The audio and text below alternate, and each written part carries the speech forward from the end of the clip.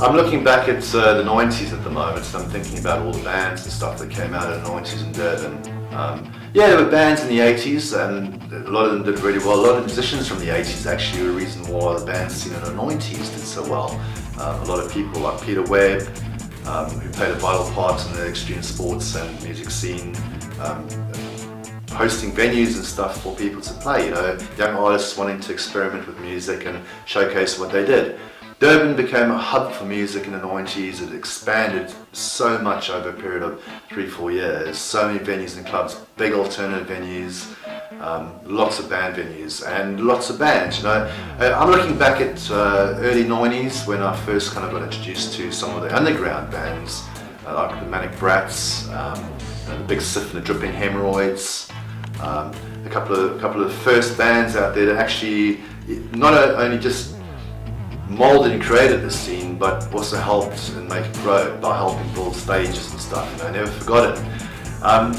Thinking about the metal scene as it grew through Intel Tech and the university, the bands that came out of there out of student years, metal bands that came out of having practice rooms at the universities and tech, so they evolved from out of there, and the scene grew. In performing with international bands like Napalm Death and Carcass in Durban, which was a massive big South African tour back in the 90s. Early 90s definitely molded a lot of musicians' lives into the later part of it. A lot of the musicians actually evolved and still today are still going very strong. The scene became very big. Record labels grabbed up all the musicians and released albums and compilation albums, and did really, really well. As far as Durban goes, the music scene back in the 90s, it was exciting. We saw some really exciting bands. Napalm Death, touring with a lot of the groups like VOD, Deranged Dementia, No Friends to Harry coming around to our shores and performing at our nightclubs and hanging out with us at skate parks and skate contests. Commercial bands like Saint Legend, did really well for themselves. The Mine Theatre, they all came out of small little venues and stuff. I mean, we had a whole lot of venues. You're looking at the Vic Bar, the Brea Inn, the Winston Hotel, Gatsby's, the Rift open up. You got just the endless amount of venues. So it's not just the alternative stuff as well, and the heavy metal stuff that played a major part in people's lives. You had clubs like Sam Pebbles and the Med that put bands on. You had a lot of cover bands, commercial bands. Durban's always been a vibrant city with regards to music and stuff. So you can't say, the alternative scene is where it all happened, because it was happening anyway. It was just a genre of it that became very popular, and people to this day still talk about it. As far as my experiences working in the music scene, I started out with quite humble beginnings. I ended up studying theatre at Intel Technicon and got involved in live shows and DJing in nightclubs and put on live bands. Ended up working for sound companies and lighting companies in South Africa and film companies. Did some amazing shows up in Johannesburg and Pretoria, ended up in nightclubs, ended up on a cruise ship and stuff. And when I was working end of the 90s on the cruise ships and stuff, going along the coastline of Natal up to Madagascar and Mauritius, a lot of the bands that a lot of guys that grew up with were all on board playing in the lounges and stuff, musicians. World-class musicians. You're not talking about just Mickey Mouse little bands and stuff. These guys were at the same level as everybody else. Going on to the documentary with regards to VOD, No Friends with Harry and Battery 9 in the 90s, top of their game. Everybody loved watching them, everybody supported them. If you were into live music, you went to the shows, and it only took a few posters and word of mouth and a few flyers, and you had a couple of hundred people at the show. We had amazing festivals and great outdoor lifestyle, Durban. Compared to Cape Town and Johannesburg, I'm not from there. Yeah, I've been up there and I've been to Cape Town, I've got family there. The scenes are all slightly different, but the guys all went around and did their bits and stuff and toured everywhere. As far as looking back into the apartheid era and what influenced us musically and how it influenced us, any South African that's run above my age now will remember it. Any African will remember it. It did play a part in the structure of music and what we were talking about, singing about, and artists that evolved from it. It was great. A lot of great musicians came out of it. Um, it molded South Africa into being what it is. It's unique style that it has, it's ethnic kind of style that it has. Whether it be black or white, Indian coloured, Chinese, Italian, Portuguese, because we're quite mixed now in Natal. The music reflects the era, and it evolved, and later on in life people started talking about stuff about how it changed and how life was better and there was a happier vibe reflected in the music. The heavier stuff, if you look at VOD and all that kind of stuff, and you think like, what was that? Was that political? Was that devil music? Was that whatever you want to call it? Aggressive? Well, yeah, it was expression. It was showing people how you felt. It was trying to get a message across using music, the new form of death metal and thrash and all that kind of stuff. That was popular amongst young men and stuff at the era. Girls supported it as well, it was a vibrant scene.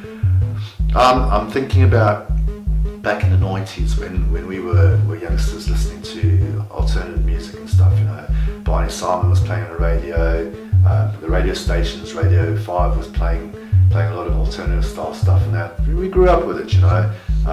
Music in South Africa definitely evolved and progressed over the years, as it would in any country. The alternative scene is just as good as anywhere else in the world. In fact, I'd say some of the stuff's as good and better, depends on what you're into. Gotta love it or hate it.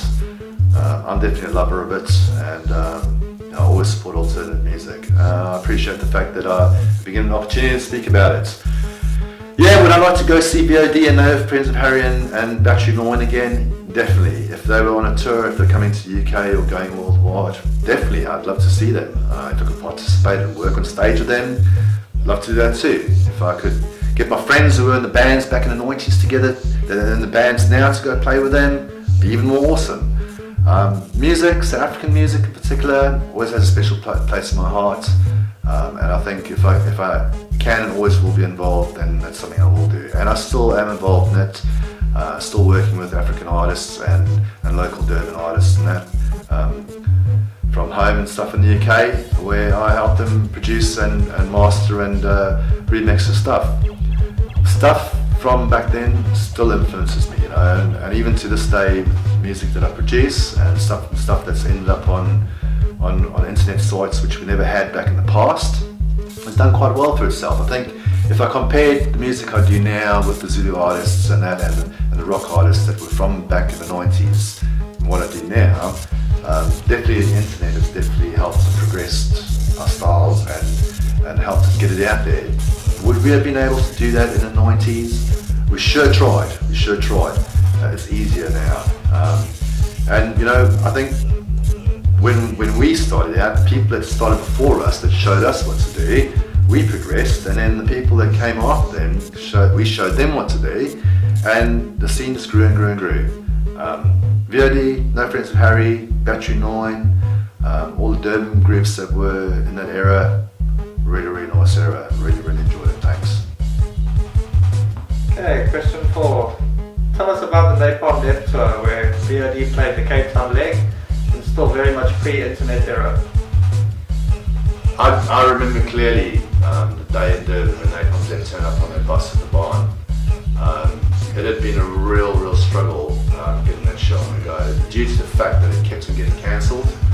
I remember us putting it in newspapers, then having to pull it again, putting it in newspapers, and I constantly ran around trying to promote the bands, to try and get the crowd there. And if a show gets cancelled, especially in the era where there's no internet and stuff, how do you go around and tell everybody, the show's cancelled? So it was real hard work, and a lot of effort went into it. When Napalm Death turned up, we've done extensive advertising. We put posters up in all the universities and outside all the nightclubs, flyered it. It got onto newspapers a couple of times, got some nice interviews going there, and word of mouth. Plus the fact that we used 2 local bands to open up for them, and they already had a big following, so their fans turned up.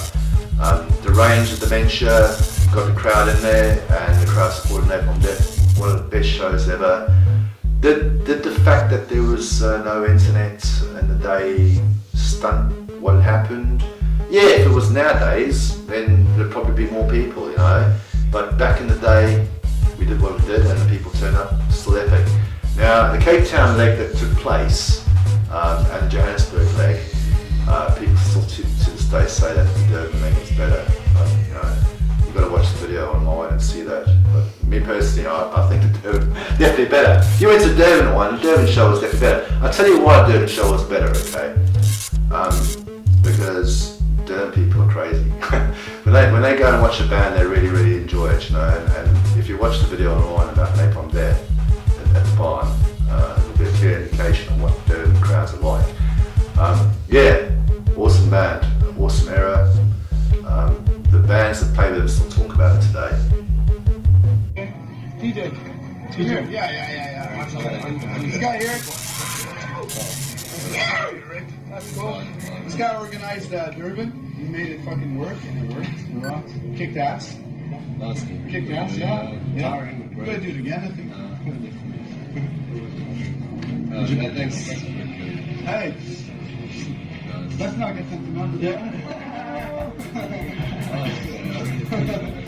Yeah, no, it's cool. I found growing up in Durban to be quite different to a lot of the other places that I've travelled to in South Africa, Johannesburg, Cape Town. They all approach music in a slightly different way. It's a lot down to the community that's there and the artists. They all come from different influences. Durban's a coastal city. It reflects in the music and arts. One of the things that I found about the music scene in Durban was the diversity of bands. Now, a group like Squill, for instance, I remember doing a rave with them. They were playing on the upper deck. I was playing acid jazz and reggae. It was down at Point Road. And downstairs there were rave DJs, and the crowds from downstairs were coming upstairs, and the crowds from upstairs were going downstairs. Durban was so diverse. The alternative and metal scene and club scene and that, it all merged together. We used to go clubbing, after we used to go watch bands, and it eventually reflected in music later on in the 90s. It was great. So how does Durban, KwaZulu-Natal, differ from the rest of the country? Well, you know, I found growing up in Durban was obviously quite different to Johannesburg or Cape Town. The people, being a coastal port and a lot of surfing and extreme sports going down, different cultures, Indian community, the African community down there, they're all diverse, different tribes, all have played a massive role in the music scene and art scene in South Africa, and particularly in Durban, definitely slightly different to everywhere else, reflective in the music and arts. So Ken, why did you decide to go to Africa? Because I could. No, it was an opportunity. Honestly, when I asked him where he lived, he said South Africa. I said, really, what country? And he said, no, South Africa. It's a country. And I said, oh, cool. So he started telling me about it and how the beaches are really nice and the weather's always good and that kind of stuff. And they would just love us. And so we started toying with the idea. And I think we thought about it for maybe an hour. And we said, oh, heck, let's do it. Let's just do it. So I was the short-termer. I only stayed there about 6 or 7 months. John, you stayed a lot longer. I myself had to take care of business back in California, so I came home. And, regrettably, it was one of the most difficult times in my life, for sure, coming home. Difficult time in Africa too. Oh, it was the most beautiful time there. Yeah. Well, what was the trip like, John? It was a long trip. Lots of layovers. Took us almost 30 hours to get there. We drank the whole time, so that was kind of fun. We had a lot of gear, hauling drums, and amps, and guitars over there. Had a layover in Frankfurt that was interesting. We had drank for about 20 hours by then, and we tried to take the train into town and couldn't seem to get tickets off the machine. And that took us a while, but got on the train, rode it back and forth before we realized where we had to get off. All good times. When we got to Africa, unfortunately, the customs people confiscated all of our music equipment. They thought that we were going to try and sell it or something, so it took us about 3 or 4 days to actually get our equipment back. Oh my gosh, and that was in Germany? That was it. No, that's why how we reached South Africa. I believe that was in Pretoria. Yeah. The airport back then was called Jan Smuts. Wow. So what was the first gig and how was the reception, Ken? Gosh, I guess we played, well, we were well received. I think like the first place we played was in Punter's Casino. Yeah, Punter's. Okay, yeah, down in the Central Cape, we went to Punter's Casino, and they kept telling us to turn it down, and we kept turning it up. But it was a lot of fun. It was a lot of fun. We were well received, and it's a lot of small towns in the Central Cape, and so because of the tightly knit communities, they found out that some Yankees were playing. That's what we were referred to as, and word got around. So the first night we might play for 15 people, and the second night we might play for 150, and that happened everywhere we went. And so Yeah, that was a lot of fun. The dance floor was packed at Punter's. They really loved us. Everybody's having a great time, great live show. At the end of the show, our very first gig, the owners stiffed us. They wouldn't pay us. Yeah, So we weren't. We weren't. Welcome to South Africa. Well, we didn't do business with him, but his thing was that he was trying to get people to dance and bounce around and become dehydrated because his job is selling drinks. And I guess that's our job too. We just weren't selling enough drinks for him. So he decided not to pay us. And you weren't buying me drinks after that. Exactly. Although I did get an ostrich steak, and when he said he wasn't going to pay us, I said, well, buy me a drink. So at least I got an ostrich steak and a drink out of the gig. Nice. So there.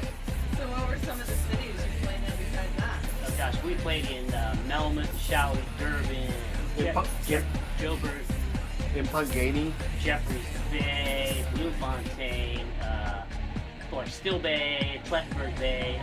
Did almost 900 shows in 4 years, so we played all over that country. Wow. It was a lot of fun. Did you get any airplay at all? Yes, we did. We were, back in the day, there was a radio station called Capital Radio, and it wasn't AM or FM, it was called Midwave. So they did away with that, but it was a lot of fun. And it was interesting to hear ourselves on the radio, you know. I'd be killing time. Fiction with the Afrotude. Afrotude, yes. We did an interview on Capital Radio with Paul Harpier and Dixie Kula, and they gave us quite a bit of airplay after that. It's fun, like Ken said, it's fun hearing your songs, right? Also got a lot on college radio station in Pretoria for the Technicon. Lots of newspaper articles thanks to our friend TJ Devanzo. He really helped put this gig in there.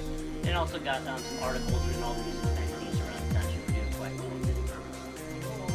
Were there any problems on tour and all? Where can we start? First of all, the electrical issues. Voltage. Voltage issues. Voltage. It's 110 at 60 hertz here. If you understand this, it's 110 volts at 60 hertz in the United States, and everywhere in the world, everywhere else is smart, and they do 240 volts at 50 hertz. So the first task was that we had to go down to a store and find some kind of voltage converter to let our equipment that we brought on American setup get it to operate. And it wasn't always reliable, and sometimes we had equipment failures in view of the quality of the converter we had. And also, we had constant car breakdowns. Every vehicle we bought was a piece of junk, and so we're constantly breaking down in the middle of nowhere, push starting the car. We showed up, played a show in front of 20,000 people. They wanted our autographs. We were famous. Oh, by the way, help us push start our truck. Johan never had strings, never had picks. We did get accused by the police of being devil worshippers. Got run out of town for that. Gigs.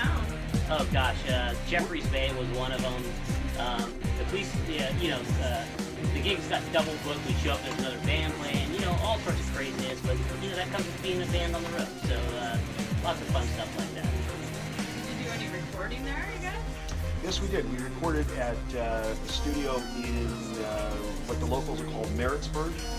Actually, it's called Peter Maritzburg, but that's the short for it. Yes, and we recorded, I think, about 8 songs there. And the funny thing was, they were on the radio that night. Yeah, it was called Selby Studios. It was a really nice studio. They had a subsidiary with Island Records. And like Ken said, we were on the radio that evening. The funny thing is, back in South Africa in the early 90s, they didn't have CDs out there yet. And so we recorded all of our stuff on cassette tapes. That was really interesting, right? Yes, and then the copies that we submit from the radio actually were recorded onto DACs, or digital audio tapes, which are a little bit bigger than a cassette, but it's just basically a digital cassette. So how many shows did you do there? Do you guys know? Yeah, like I said, we played around 900 shows there. at one point in time, we were playing 9 shows a week. We played at one of our favorite places, the Boardwalk in Durban, across Oakland. We played in Beer Garden in the morning there. We played at the Hard Rock Cafe in the afternoon. We go play at a hotel at night, and then we're playing the other 6 nights a week. So we were literally doing 9 gigs a week for about 6 weeks. Johan finally lost his voice. Please give us a short history of the alternative scene in Durban. You know, I remember being a student and being invited to go out one night to a club, and it was like a punk alternative club, and lots of these sprung out in Durban. You know, there was the Berea Inn that grew out of it. There was the big bar that was going for years that played alternative music. You had the Winston pub. You know, and even all along the Point Road, there were always little bars and pubs and that. There was places like Sam Pebbles where loads of musicians used to go and play in that.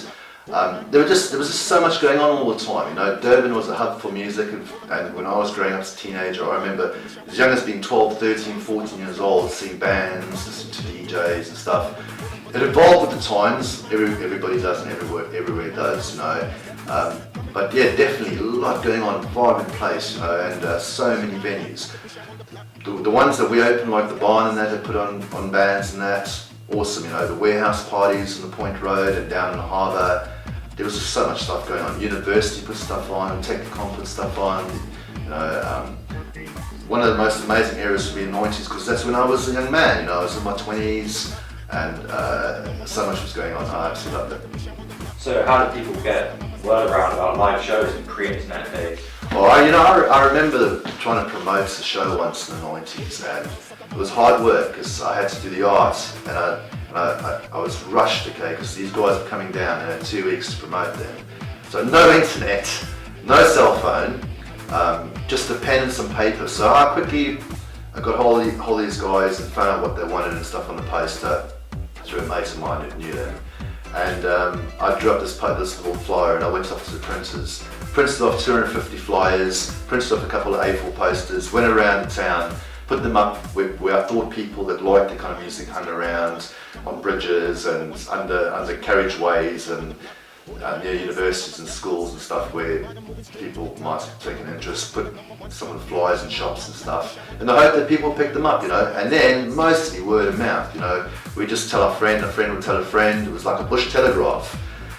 Wow, if we only knew what the internet was like, and we had it back then, things would have been so much more different. But you know, people still turned up, and I think if we didn't have the internet nowadays, people still would. You know, Friday night, Saturday night, people are going to go out. You know, here, we're going to this party, and 500-600 people turn up. Same went during the week, you know, and with the clubs and bands and stuff. No internet, no cell phones, no technology, word of mouth, flyers, posters. We did it, you know, and it worked. People came. It's great. So the alternative community has always had to resort to a DIY ethic. Was this the case in Durban? DIY ethics that I grew up with in South Africa and Durban to promote people and stuff, you know.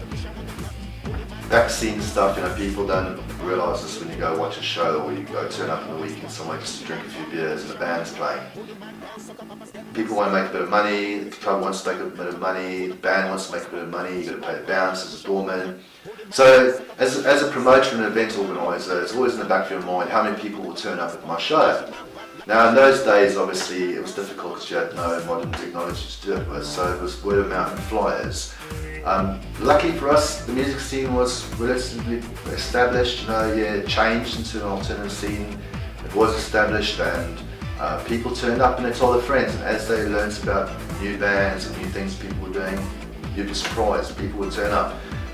Small little venues became really, really popular. Loads of little venues opened up during the 90s and it was awesome, you know.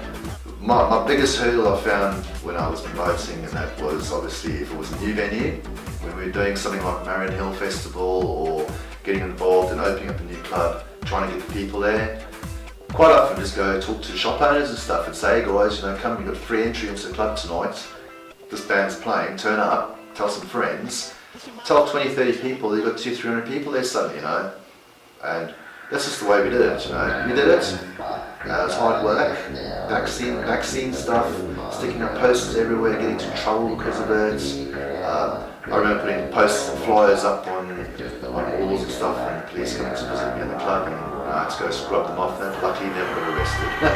Although I did once get kind of thrown in the back of a van for playing some heavy stuff on the beach during the Gunston 500 skateboarding contest.